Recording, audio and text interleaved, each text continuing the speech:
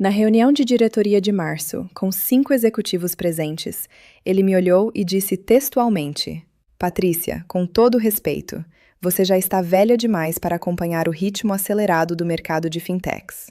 5 pessoas na sala. Ninguém disse nada. Todos olharam para baixo.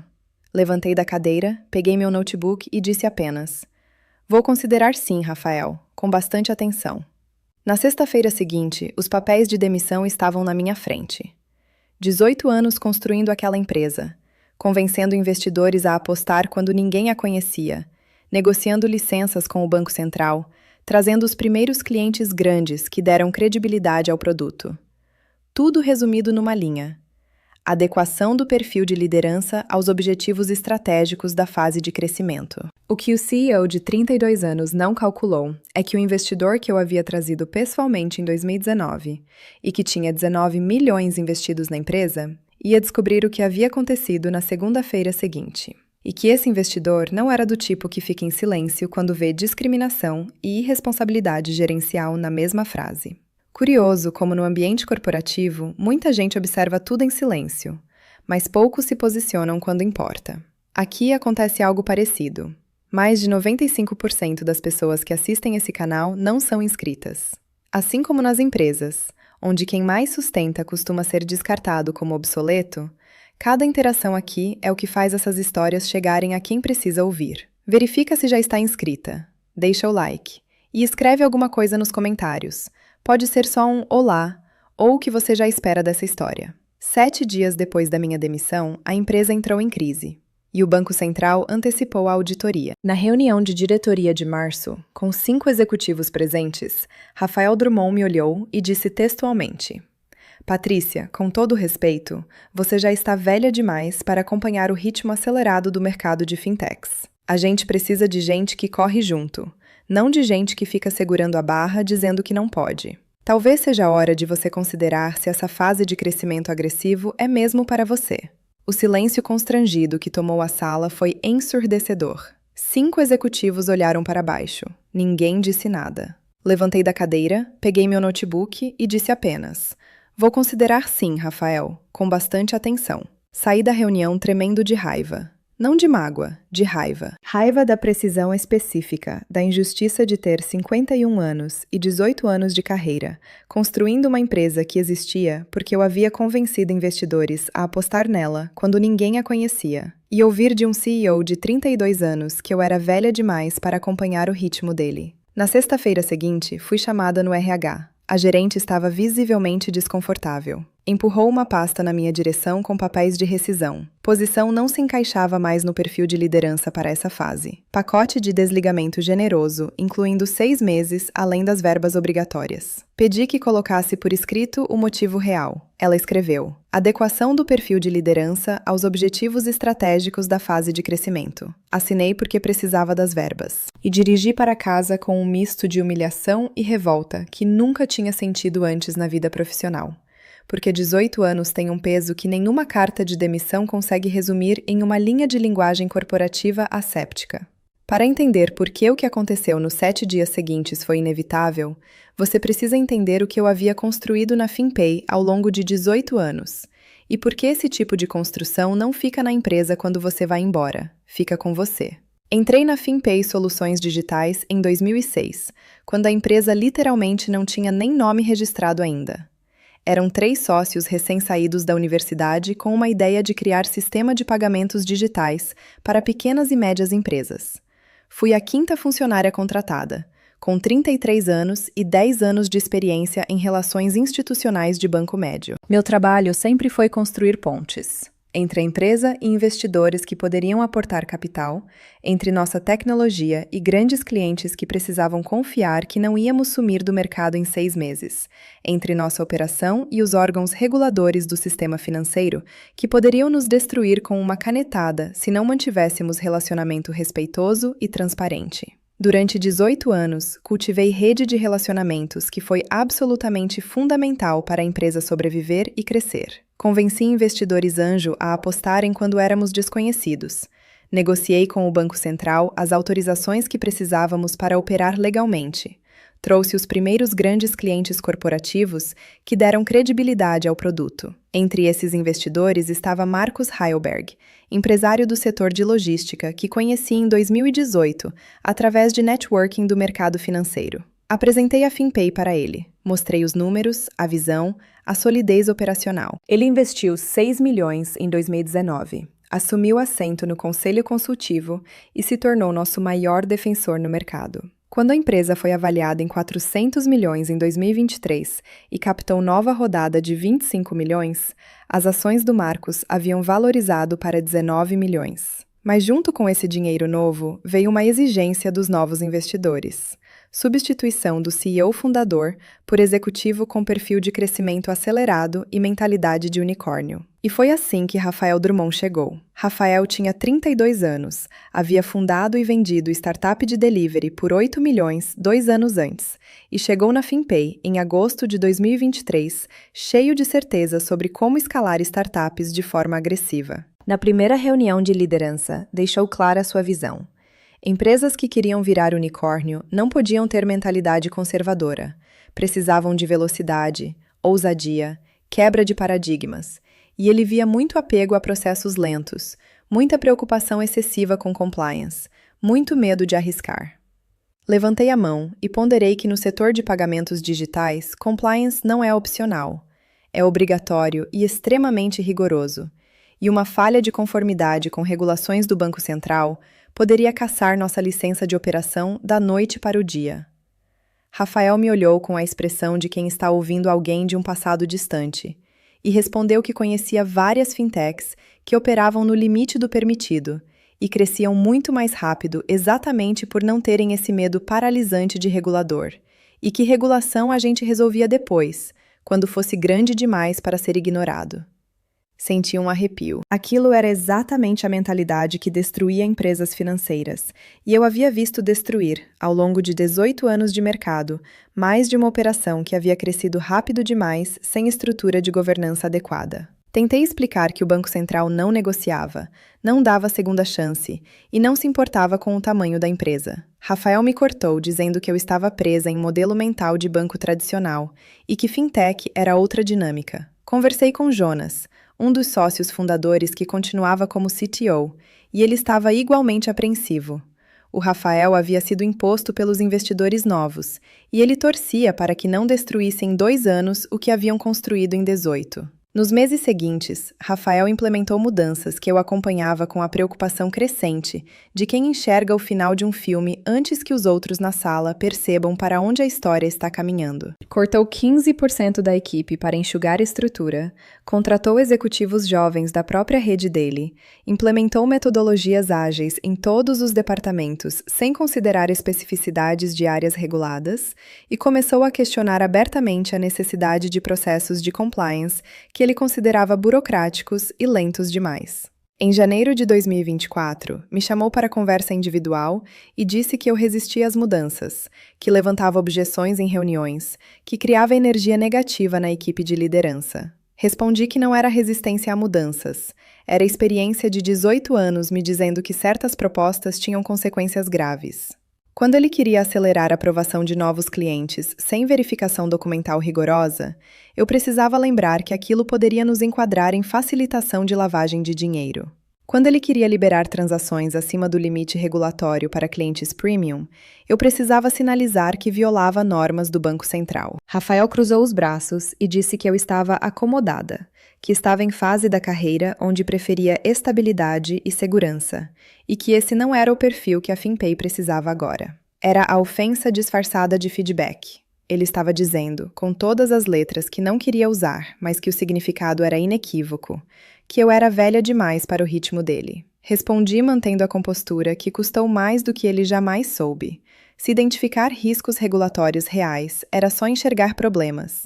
Tínhamos visões muito diferentes sobre gestão responsável de fintech. Saí daquela conversa sabendo que meus dias estavam sendo contados. Em fevereiro, Rafael começou a me excluir de reuniões estratégicas, a tomar decisões sobre relacionamento com investidores sem me consultar, que sempre havia sido minha área, e a falar abertamente que a empresa precisava rejuvenescer a liderança para ter energia compatível com a ambição de crescimento exponencial. Foi nessa atmosfera que chegamos à reunião de março. A frase dita na frente de 5 pessoas, ao silêncio ensurdecedor, ao meu "vou considerar sim", dito com a voz controlada de quem está guardando cada palavra para usar quando o momento chegar. E chegamos à sexta-feira do RH, aos papéis assinados, a direção para casa com 18 anos embalados em sentimento que não cabia em nenhum nome corporativo. Passei o fim de semana alternando entre raiva e determinação. Meu marido, que é médico e já havia visto discriminação etária no próprio ambiente hospitalar, ficou indignado. 51 anos. Eu estava no auge da carreira, com experiência que nenhum executivo de 30 anos tinha. Na segunda-feira de manhã, acordei decidida a seguir em frente. Atualizei o LinkedIn, entrei em contato com headhunters, mapeei oportunidades. Por volta das 10 da manhã, o celular tocou. Era Marcus Heilberg. A voz estava absolutamente furiosa. Marcus havia acabado de saber da minha demissão e estava indignado de uma forma que eu não havia antecipado completamente. Não apenas como amigo ou ex-colega, mas como investidor que entendia exatamente o que aquela demissão significava para a empresa da qual tinha 19 milhões investidos. Perguntou se era verdade. Confirmei. Ele explodiu. Ninguém havia tido a decência de avisar antes, ninguém havia consultado. Eu era a pessoa que tinha o trazido para a empresa, que o havia apresentado ao negócio, que havia sido sua interlocutora principal durante 5 anos, que o consultava antes de decisões importantes. E o Rafael havia demitido a diretora de relacionamento institucional sem nem avisar os investidores. Perguntei qual havia sido o motivo oficial. Contei sobre a adequação de perfil e mencionei o comentário sobre eu estar velha demais. Silêncio tenso. Depois, ele disse isso? Textualmente? Na frente de testemunhas? Confirmei. Marcus respirou fundo e disse que ia ligar para Jonas e para o conselho consultivo, que aquele CEO irresponsável não tinha a menor noção do que havia acabado de fazer, que investidor não investia em produto, investia em pessoas, e que ele havia acabado de demitir a pessoa que o havia feito confiar naquela empresa. Agradeci o apoio e disse que ele não precisava se envolver, porque eu já havia decidido seguir em frente. Marcus respondeu: não era sobre eu precisar, era sobre princípios, sobre como empresas deveriam tratar profissionais que haviam construído valor real, e sobre se recusar a continuar associado a uma gestão que praticava discriminação etária descarada e tomava decisões estrategicamente burras. Desligamos.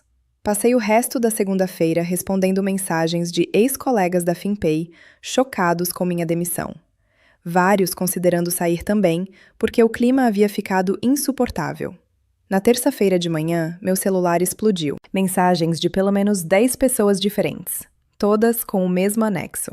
A carta formal de Marcus Heilberg, endereçada ao Conselho Consultivo da FinPay, copiando toda a diretoria executiva, comunicando sua retirada total da empresa. Li com o coração acelerado. Marcus não estava apenas saindo. Estava fazendo questão de deixar claro publicamente por que estava saindo, expondo a discriminação e criticando duramente a gestão do Rafael, com a precisão de quem passou décadas no mercado e sabe exatamente quais palavras têm peso institucional irreversível. Escreveu que a justificativa de que eu estaria velha demais para acompanhar o ritmo de crescimento, além de constituir discriminação etária explicitamente ilegal, demonstrava nível de imaturidade gerencial que o fazia questionar seriamente a capacidade da atual liderança de conduzir a empresa de forma sustentável. Que investidores experientes sabiam que crescimento acelerado sem governança madura não gerava unicórnios, gerava escândalos, falências e processos judiciais. Que a demissão de profissionais experientes em favor de energia jovem não era inovação,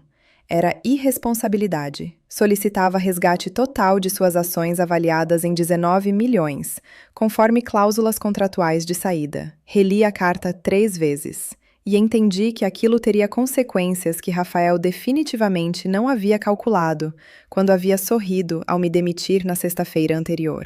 E teve. Soube por fontes internas que a FinPay entrou em modo de crise total. A saída de Marcos, investidor respeitado com décadas de experiência empresarial, mandou sinal péssimo para o ecossistema de investidores. Outros investidores menores começaram a questionar a gestão. O fundo de Venture Capital, que havia liderado a rodada de 25 milhões, exigiu reunião emergencial. Jonas me ligou na quarta-feira. Tinha virado um inferno. Rafael estava desesperado tentando conter o estrago. Havia subestimado completamente a importância do Marcos, e principalmente como o mercado reagiria à carta. Notícias circulando em grupos de WhatsApp do setor financeiro. Reputação da FinPay sendo destruída. E mais, a auditoria do Banco Central, programada para abril, havia sido antecipada para a semana seguinte. Alguém havia feito denúncia anônima sobre possíveis irregularidades nas operações. Se encontrassem os problemas de compliance que eu sempre havia alertado e que Rafael havia ignorado, poderiam perder a licença de operação. Senti o misto específico de satisfação e preocupação de quem vê uma consequência inevitável chegando. Satisfação porque Rafael estava finalmente enfrentando o resultado da própria arrogância. Preocupação porque havia muitos amigos na FinPay que não tinham culpa nenhuma e poderiam perder o emprego se a empresa naufragasse. Na sexta-feira daquela mesma semana, exatamente 7 dias após minha demissão, recebi ligação de número desconhecido. Era Fernando Lopes, sócio-diretor do Vortex Ventures, o fundo que havia investido os 25 milhões. Foi direto. Estavam fazendo avaliação da situação na FinPay e gostariam de conversar sobre o que havia acontecido. Contei tudo: a discriminação explícita, os alertas ignorados sobre compliance, a demissão sumária, a carta do Marcos. Fernando ouviu em silêncio e depois disse que o Rafael havia sido uma indicação deles, que assumia parte da responsabilidade por não terem feito due diligence adequada sobre maturidade gerencial e que estavam percebendo que tinham cometido erro grave. Perguntou se eu estaria disposta a voltar como COO, Chief Operating Officer, reportando diretamente ao conselho, com autonomia total sobre compliance, operações e governança, salário de 60 mil mensais, bônus anual equivalente a 3 salários, stock options de 1% da empresa. E o Rafael seria redirecionado para outras oportunidades. Fiquei em silêncio processando. Era proposta generosa. Mas eu havia passado uma semana inteira processando a humilhação de ter 18 anos de trabalho descartados como irrelevantes, e algumas humilhações têm um custo que nenhum salário compra de volta. Respondi que agradecia, mas declinava. Não tinha interesse em voltar para uma empresa que me havia tratado daquela forma, mesmo com cargo e salário melhores, e já havia iniciado conversas com outras organizações. Fernando insistiu com outra proposta: consultora externa para revisar a governança de todas as 12 empresas do portfólio da Vortex Ventures, honorários de 20 mil mensais por 10 horas de trabalho, total autonomia para apontar problemas diretamente ao fundo, sem filtro dos CEOs. Aquilo fazia sentido: flexibilidade, múltiplas fontes de renda, autonomia. Aceitei com a condição de não trabalhar diretamente com a FinPay enquanto o Rafael estivesse lá. Fernando concordou sem hesitar. A auditoria do Banco Central encontrou pelo menos 7 irregularidades graves de compliance que eu havia alertado durante meses, exatamente as que Rafael havia chamado de burocracia paralisante e medo de regulador. A empresa recebeu auto de infração com multa de 3 milhões e 200 mil reais, teve que suspender funcionalidades do produto até regularizar, e foi colocada em regime de fiscalização intensiva por 1 ano. Rafael foi convidado a buscar novos desafios 2 semanas após a auditoria. O conselho trouxe CEO interino com 58 anos e 35 de experiência no mercado financeiro para estabilizar a operação. A primeira coisa que ele fez foi me ligar pedindo desculpas e perguntando se eu aceitaria voltar como consultora para ajudar a reconstruir os processos de compliance que tinham sido destruídos. Aceitei como consultoria pontual por projeto, não vínculo permanente. Marcos recebeu seus 19 milhões pelo resgate das ações ao longo de 18 meses, conforme previsto contratualmente. Quando recebeu a última parcela, me ligou. Queria que eu soubesse que não se arrependia nem um pouco de ter saído daquela forma barulhenta, que aquele CEO precisava aprender que discriminação tem consequências e que empresas precisam aprender que profissionais experientes não são custos descartáveis, são ativos estratégicos insubstituíveis. Hoje, 15 meses depois daquele março de 2024, tenho 52 anos e trabalho como consultora independente de governança e compliance para 6 empresas de tecnologia financeira, incluindo as 12 do portfólio da Vortex Ventures. Faturei R$ 740 mil no último ano, quase o dobro do que ganharia como executiva CLT. Trabalho de casa, escolho meus projetos, não tenho chefe e, principalmente, nunca mais preciso ouvir que estou velha demais para fazer o que faço melhor que 99% do mercado. A FinPay sobreviveu, mas perdeu completamente o momentum de crescimento. A avaliação caiu de 400 para 280 milhões. Vários clientes grandes migraram para concorrentes. Equipe encolheu de 250 para 160 funcionários. Rafael nunca mais conseguiu o cargo de CEO. Trabalha hoje como VP de produto em startup menor com reputação permanentemente manchada pela história da discriminação etária e pela gestão desastrosa que quase destruiu a FinPay. Semana passada, palestrei em evento de tecnologia financeira sobre governança em fintechs. Na plateia, um CEO de 29 anos perguntou como equilibrar velocidade e agilidade com processos mais lentos de governança e compliance. Olhei para ele e respondi: velocidade sem governança não é agilidade, é imprudência. E quando um profissional experiente levanta uma bandeira vermelha de risco, não o demita achando que está sendo pessimista. Provavelmente está te salvando de um desastre de milhões que sua inexperiência não te permite enxergar ainda. A plateia inteira aplaudiu. E entendi que, finalmente, aos 52 anos, depois de ter sido chamada de velha demais, eu estava sendo reconhecida exatamente pelo que sempre fui. Experiente o suficiente para saber o que eles ainda não sabem que não sabem. Se você já foi chamada de velha demais por alguém que dependia da sua experiência para não destruir o que estava construindo, esse canal existe para você. Inscreva-se para não perder nenhum relato. E se você conhece alguém que já foi descartada por ter experiência demais no mercado que confunde juventude com competência, compartilhe essa história com essa pessoa. O que você acha? Comenta aqui embaixo e me diz se eu tomei a decisão certa, ou se você teria feito diferente.